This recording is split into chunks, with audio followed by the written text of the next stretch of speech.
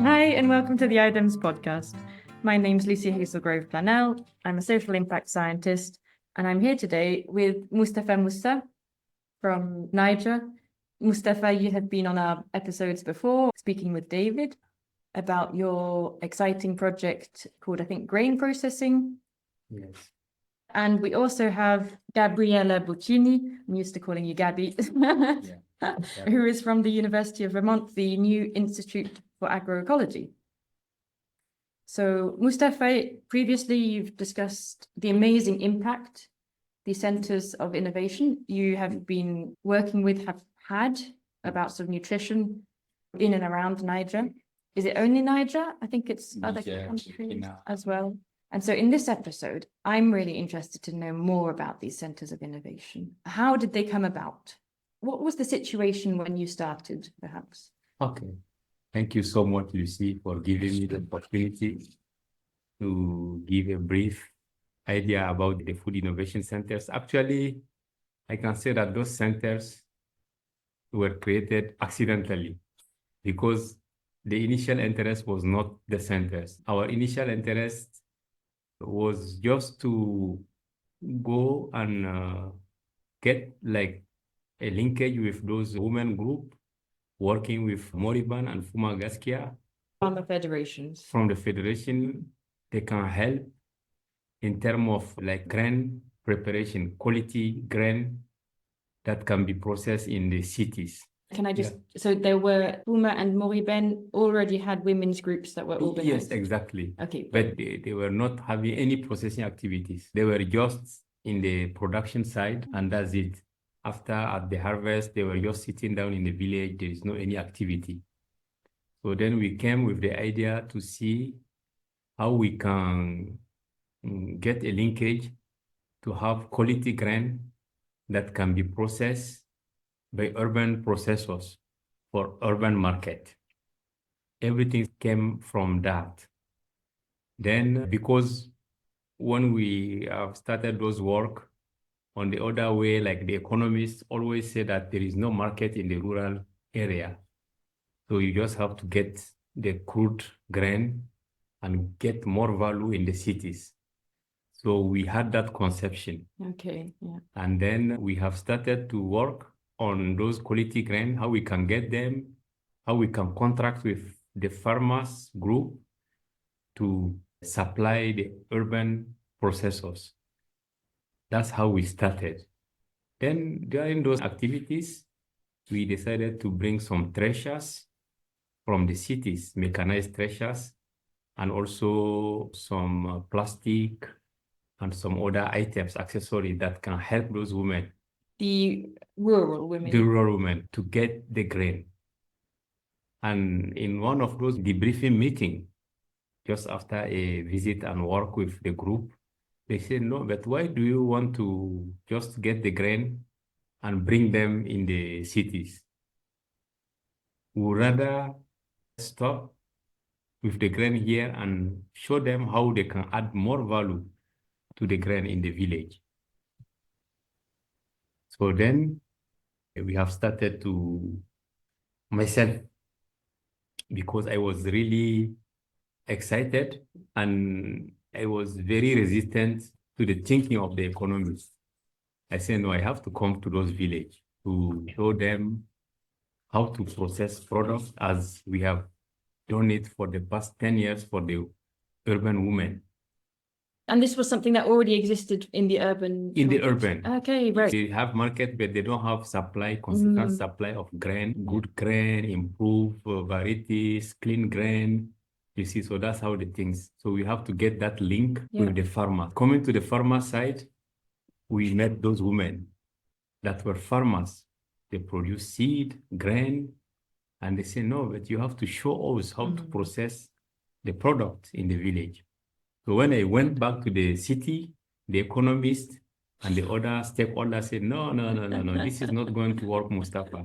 They don't have money to buy the product. We will just waste your time. I said, no. That's what they said. I have to go and see what will come out from that. Okay. So all the people were sure that it is not going to function. except myself. And I'm really glad that you're highlighting that, Yes. you know, you went against the currents to say, Exactly. no, my colleagues that you're working with Yes, in the yes. villages, this is what they want. I believe that we can do something. Yes, and the economists with a lot of published data, things they told me that no, they don't have incomes. How can they buy it? We are not going to follow you in that things. So then I just say, okay, I will do the adventure alone with my team. They didn't support They you. didn't support it. They were against it from the research side. They said, no, this is not going to work. So innovation takes some courage. Yes. But I just listen to the women, listen to the farmers, and I say, okay. So then I had a proposal, a short proposal for that threshing with Bruce, and we presented it to UNDP What ways to get out the grain? to get out the grain and also process some of them in the village. What sort of processing then? Just to go to flour Okay. and get also a secondary product that can be valued, Yeah. like couscous, dege, and some other product.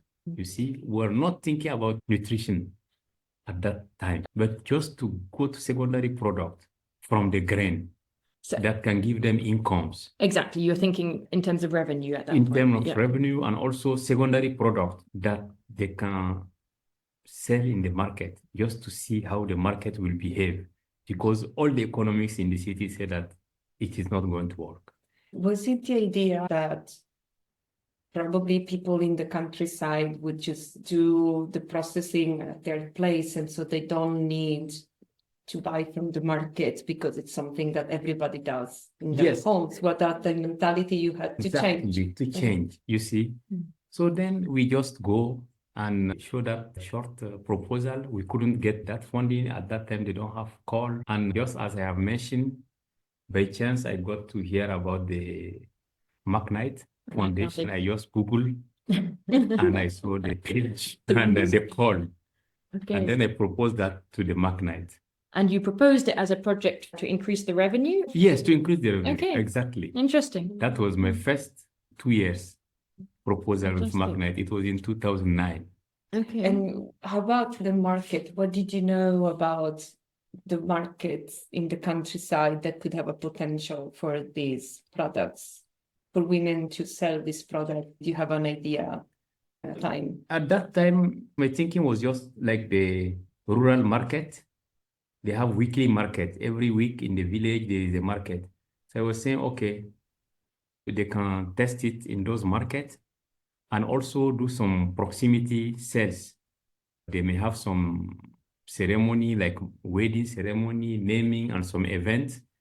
And those products could be like exotic product in the village, though they are from the local grain, but the couscous, they will see, and also the dege. Dege is this granulated millet that was taken with milk. So accidentally, I noticed that they didn't know that product, Wow. like that dege. It was the first time, and they didn't know that their millet can have it, and they like the product. You see, There was also discovery Yes, about these products exactly. for The- them. So it's not something that They- locals yes, use to. it's used in the cities, only in the cities, yes. But in the village, it's through the project that we get the chance to transfer a product made from millet in the cities that have market in those villages. Then they discover it, and they have already the raw grain that can do it. Then they have started to do it in those villages. And So that's, they have their raw products. Yes, And exactly. so but it's because- interesting that despite these women being part of farmer federations, they still hadn't yet had the experience of tasting and Yes, seeing they how have it was never done made. it. Yes. So it's through this project, when we got the funding, we have started it, and we set the centers in Terra, one in Falwell, one in Maradi. Then we have started, and it's a kind of platform. They come and express their knowledge, and they bring in all at the harvest, the grain, the variety they get from the option of production. They bring them in the centers. We have a decorticator, a milling machine, threshing equipment, and some other equipment for roasting. And in the project, then one aspect of the project was to give the villagers these machines. Exactly, is to give the machine come and give the training, like food safety, and also learn from them. So then we say, okay, they have to bring in their local product. All those ancestral products like bibita and some other products came into existence through that dynamic going on around the centers. Exactly. So how did you decide what foodstuffs to transform? We started with millet, then sorghum, then the integration of legumes like peanut, cowpea, and also the leaves like moringa and some other crops that have high nutrient content that they produce in their garden. Go on, Gabby.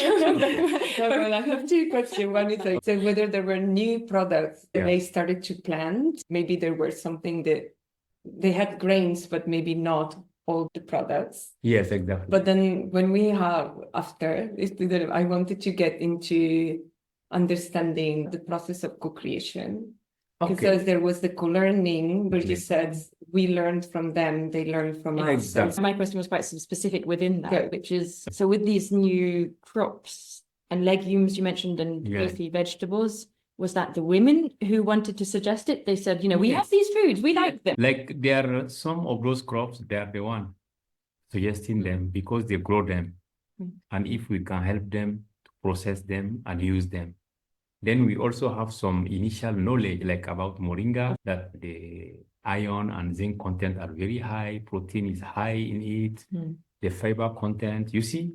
So it came out to do some testing formulation that we also map in the lab to see the profile of those contents and match it to the test of the community by doing this participatory sensory evaluation. So when people taste the Yes. different products, Yes, they give the feedback, advice, and then we feedback. came out with formulas with specific varieties, specific leaves, other ingredients without adding any premix. All is local, either from the garden or the farm.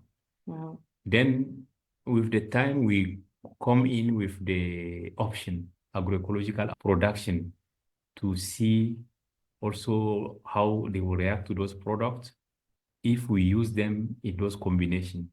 So we started with the conventional grain, then we moved with the option they are already having in place through some other project.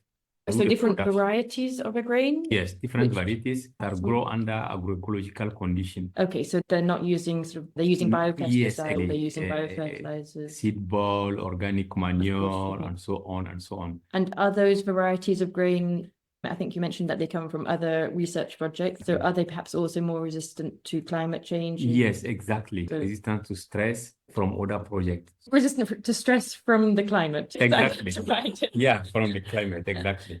So then we tested all those varieties with them and they see the option, and we came out with also their concern about the health. Not only of their children, but of other members in the family. Yes, exactly. Of the community. So that's how all the work started. They know like the use of some of those ingredients and how to use them in the community. With that co-creation, it alert them to go into deeply in the testing. Just like if we take the recycling part, like if you take the peanut, The shell? the shell. So that shell, they use it for the roasting of the millet, for the roasting of the peanuts Great. in place of wood. And it is Yeah. very efficient. It gives a very good torrefaction Yeah, the roast quality, must be and they nice. have less pollution and they use less wood. And the bran also they produce from the grain after the decortication. That bran from the centers, they feed their animals like the goat, which produce very good milk that they also sell and give to their children. And so here we're seeing the cycles. yeah, yes, exactly. I'm very intrigued about this exchange. So it seems that there is knowledge that it's present, and Yes. then you brought some knowledge. Can you Exactly. tell us how you bring it together? What kind of processes? How do you exchange, and how do you come in with how do you come into new knowledge? Because you have to combine it. Yes. They have maybe the raw products, or Yes. they're like, oh, I know I can use the shell of the peanuts Yeah. to burn, but Yeah. then You have to combine the knowledge that also comes from outside, what you were bringing. Yes. How is that process Yeah, working? the combination is really, as we do it, is through like the visit we do. Sometimes they do things before we come. Yes, that's a very good point. When we come, they do the things. They're not waiting for the Yes, they don't researchers to wait. come and discuss, And they they- innovate themselves. That's what we did before you come to the village. We produce this, we produce that. And how do you think about it? Sometimes it's a new product. So the researchers on their side, they start Exactly. working and And they show innovating. the product. And then the women in the villages also there, of course, not Yes. just waiting for new ideas. So they have like a sharing of information. They don't wait for us to do things. Even the management of the incomes, they have a way of managing. So when we come, they say, okay, that's what we decide. So percentage of the incomes is going to support the operation. So percentage. Every month, there is a member of our group that have a ceremony, like naming ceremony. So we support to So- do this. This part is going to the school to support like the feeding school. We do some activities like that snack. They decide to produce some part that they send to the school, Wow. and the children buy it at the break Yes. of 10 o'clock. And it's a healthy snack. It's healthy and they don't buy sweet. Exactly. Yeah. You see, because Yeah. there were some children that even refuse to go to be in the school, primary school, where they don't have Hmm. that snack.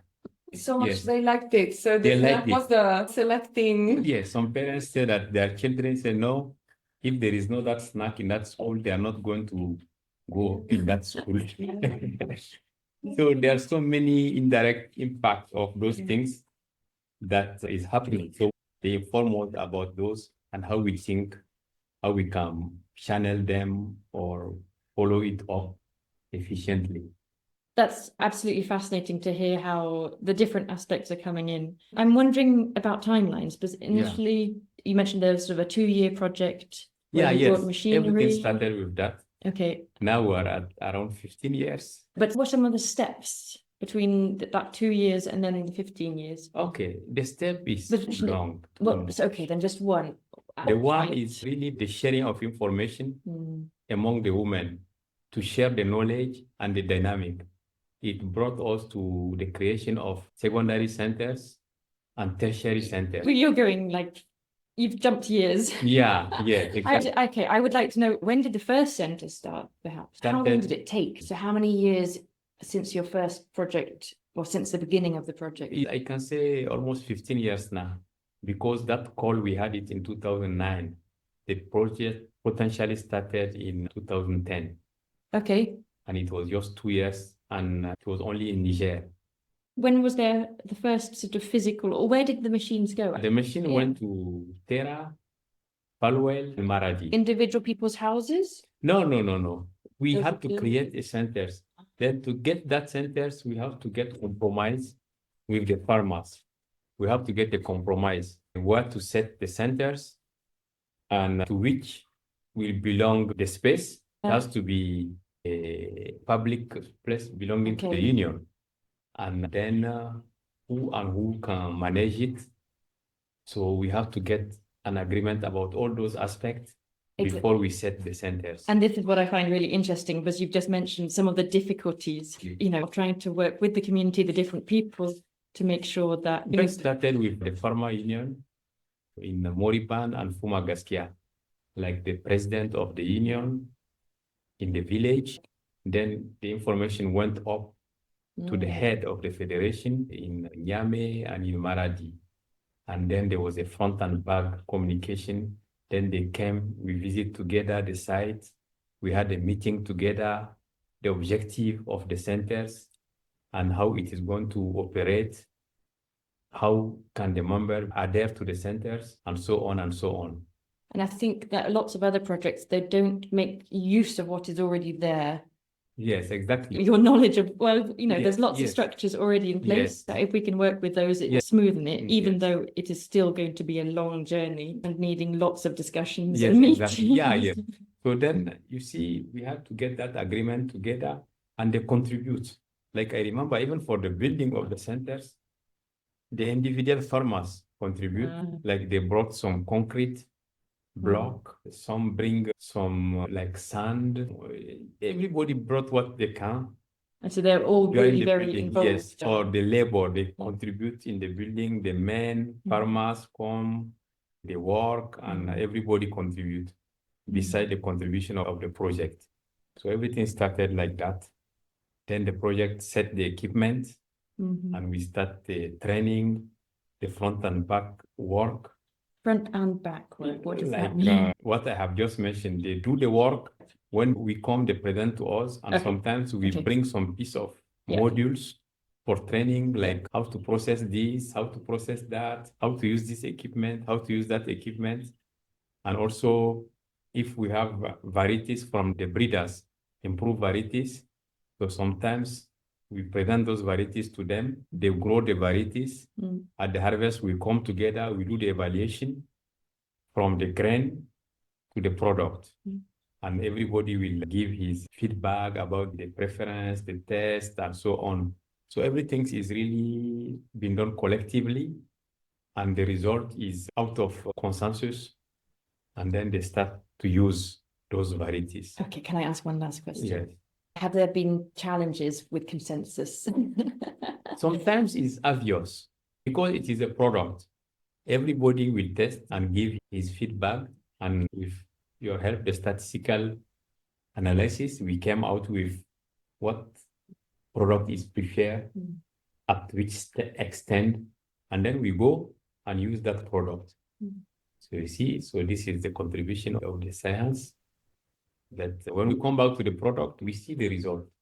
I remember in some of those villages, for the 45 products, after all those selection, we came out with the best preferred one, and the children in the village, they don't even wait their parents to prepare the porridge. They just start to eat the flour.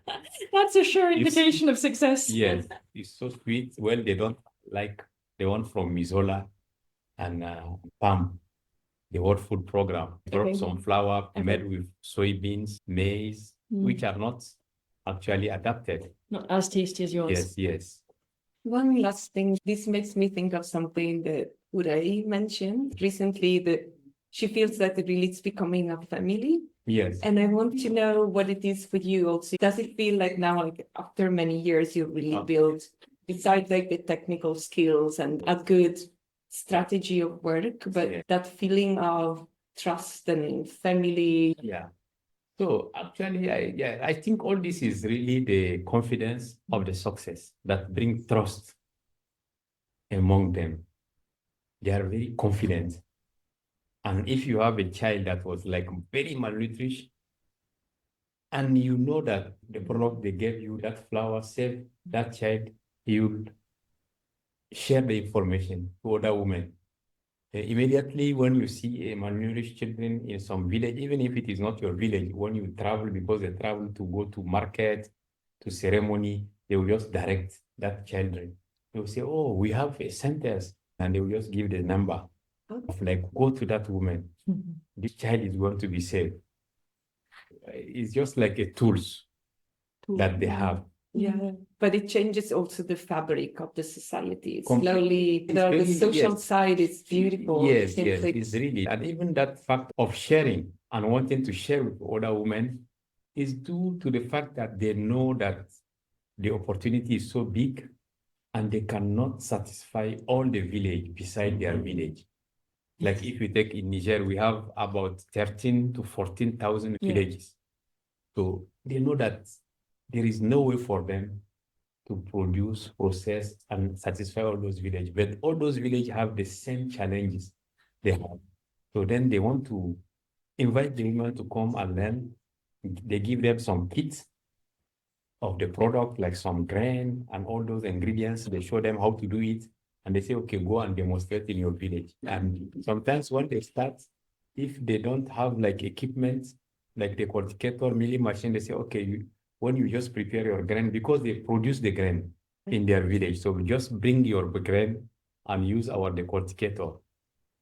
You see, so those are the tertiary centers. They have just a small kit, some accessory, then they start. But they need at some point to come back to the other village that have the Well, primary center or secondary centers to do the flour. And so there is also that connection. Very interconnected and very ready to share their knowledge. No jealousy. In the city, the processors in the cities, they are very jealous of sharing the information because they are fearing to lose the market. Sure. You see, so they say, no, I will not show you. But in the village, it's not like that. Yeah, because it's that human benefit. for And children. also the people to satisfy is very huge. So there's no competition. Anybody that produce will sell in his village. Yeah. And then you also train the next village. They will also do the produce in the next village, next village, next village, next village. You see, so it's a very small dynamic, but that can span slowly in a village. The need is there. But it's also beautiful, the exchange of knowledge, because they bring their own knowledge. It comes with each seed as a knowledge, Yeah. not only the seed is knowledge, but about the terrain, about soil, about how it Everything. grows. And It's they are not very low. happy. Yeah. And when they learn, I remember one year we were just training about the varieties, and one of the women discovered the first time a varieties that is completely yellow millet. The flour is just like maize, and that is related to the varieties. And she was very excited to discover it for the first time because the type of millet she's used to is white, dark, not so yellow as maize. So these centers are an opportunity for new knowledge as well. Yes, also the diversity and what the research also is doing with all this breeding to bring out new things. Mustafa, I'm aware that you have a flight very soon. So I think this is perhaps a nice place to stop so that you perhaps have a couple of minutes to get your Yes. bag at least. Yeah, Thank you so much, Yes. Gabby and thank you. Mustafa. I think this, to me, it can be part of best practice. Yeah. That should be shared. And this is why shared, we're shared. trying to start recording this. Yes, the Yeah. communication strategy. Yeah, Yeah, so thank much you so much gratitude. also.